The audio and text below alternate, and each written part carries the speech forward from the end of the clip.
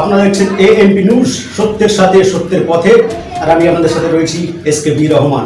আর এই মুহূর্তের সব থেকে গুরুত্বপূর্ণ খবর। ১ নম্বর মহিয়ারি পঞ্চায়েতের অন্তর্গত উত্তর মৌরি পালপাড়া এলাকায় প্রায় ১৫০ বছর পুরনো একটি পুকুর। একসময় এলাকার বহু মানুষ বিভিন্ন কাজে ব্যবহার করতেন, কিন্তু সময়ের সাথে অতীত হয়ে যায় পুকুরটিও। ময়লা আবর্জনার স্তূপ জমে প্রায় ভরাট হয়ে যায় পুকুরটি। তার ফলে মশা মাছি থেকে শুরু করে পোকামাকড়ের উপদ্রব বাড়তে থাকে। তাই উত্তর মৌরি জেলেপাড়া শ্মশানকালী মন্দির কমিটির উদ্যোগে পয়লা বৈশাখ উপলক্ষে পরিষ্কার করার কাজ শুরু করেন। মন্দির কমিটির দাবি, প্রায় ৮ থেকে ১০ বছর এই পুকুরটা আবর্জনায় ভর্তি হয়ে পড়েছিল এবং সমাজের কল্যাণের জন্য তারা উদ্যোগ নিয়েছেন এই পুকুরটি পরিষ্কার করার। এবং তারা আরও বলেন যে প্রশাসনের তরফ থেকে যদি সহযোগিতা পান তাহলে পুকুর পরিষ্কারের কাজটি সম্পন্ন হবে।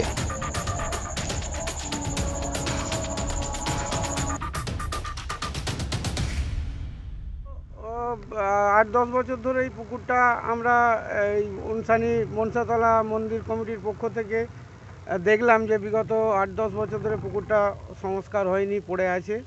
তা আমরা দেখলাম গ্রামবাসীর বিভিন্ন দিক থেকে চান করার অসুবিধে, এলাকায় সেরকম বড় পুকুর নেই, বিভিন্ন লোকের কষ্ট, সেই কষ্টে এবং বিভিন্ন মশা মাছি বিভিন্ন রকম ভাইরাস তৈরি হচ্ছে পুকুরটা থেকে।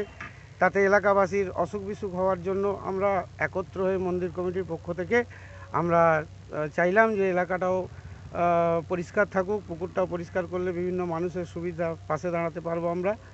এবং সেই স্বার্থে আমরা এই পয়লা বৈশাখের দিনে, বছরের প্রথম দিনে আমরা পুকুরটাকে পরিষ্কার করার জন্য আমরা একত্র হয়ে সবাই মিলে একসঙ্গে যোগদান করেছি। পুকুরটা ৮-১০ বছর আগে পর্যন্ত খুবই ভালো ছিল।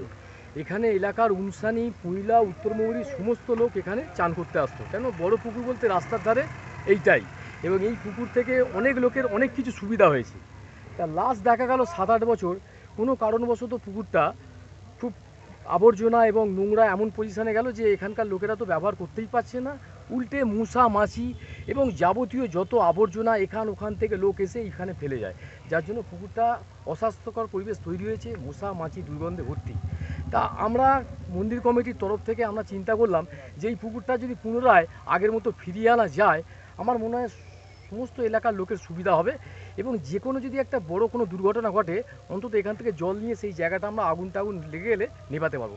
সেই হিসেবে আমরা সমস্ত এলাকার লোক বলুন এবং সর্বোপরি আমাদের মন্দির কমিটি এবং মন্দিরের সঙ্গে যুক্ত যে সকল লোক আছে সবাই মিলে আমরা উদ্যোগ নিলাম যে পয়লা বৈশাখের দিন এইটা কাজটা আমরা শুরু করব।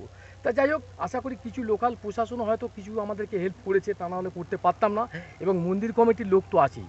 তা আমি বলবো এখানে প্রশাসনিক পদে যারা আছে তাদেরকে বলবো আপনাদের মারফত যে এই পুকুরটা যদি আরেকটু ভালোভাবে কিছু করা যায়, অন্তত যাতে দীর্ঘদিন ধরে জিনিসটা এইভাবে না পড়ে থাকে এবং এটা পুনরায় যেন এই নোংরা জিনিসটা না হয়, সেই জিনিসটার দিকে যদি স্থানীয় প্রশাসন, পঞ্চায়েত বা কর্পোরেশন এইটা যদি দেখে, হ্যাঁ, যদি সবাই মিলে সহযোগিতা করে, আশা করি এই জিনিসটা আর নোংরা হবে না।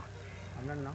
আমার নাম বিশ্বনাথ দাস, আমি শ্মশানকালী পুজো কমিটির সম্পাদক। পরোক্ষভাবে প্রশাসন এবং পুকুর মালিক পক্ষ দ্বয়, দুটো মালিক পক্ষ আছে, তারাও কিছু কিছু এর জন্য দায়ী ছিল এবং সাধারণ মানুষও তার জন্য দায়ী। আমরা যদি নিজেরা সচেতন না হয় তাহলে কাকে সচেতন করব?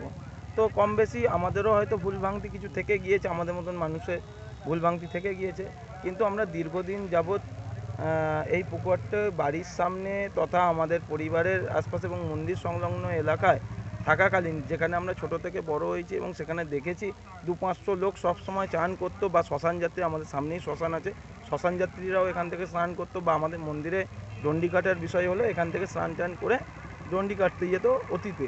কিন্তু বর্তমানে ৮-১০ বছর এরকম অবস্থায় পড়ে থাকে এবং সেখানে কোনো রকমভাবে কোনো সংস্কারমূলক কাজ হচ্ছিল না। সেখানে আমরা মন্দিরের তরফ থেকে আমরা আগ্রহী হয়েছি যে কিছু পারি আর নাই পারি, অন্তত পুনরায় যদি আমরা এই পরিবেশ, সুস্থকর পরিবেশ এখানে ধরে রাখতে পারি, হয়তো আমাদের মানসিক দিক থেকে আমরা স্বতঃস্ফূর্ত স্যাটিসফ্যাকশান পাবো।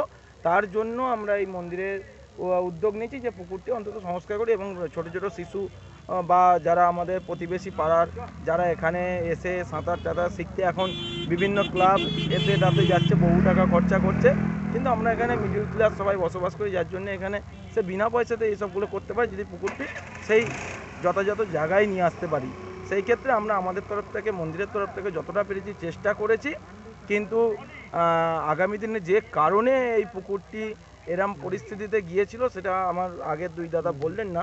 সেটা হচ্ছে যে এই সামনেই দেখতে পাচ্ছেন একটা ক্যানেল গেছে, এই ক্যানেলটা কিন্তু এই পুকুরের পাড়টা ভেঙে গেছে।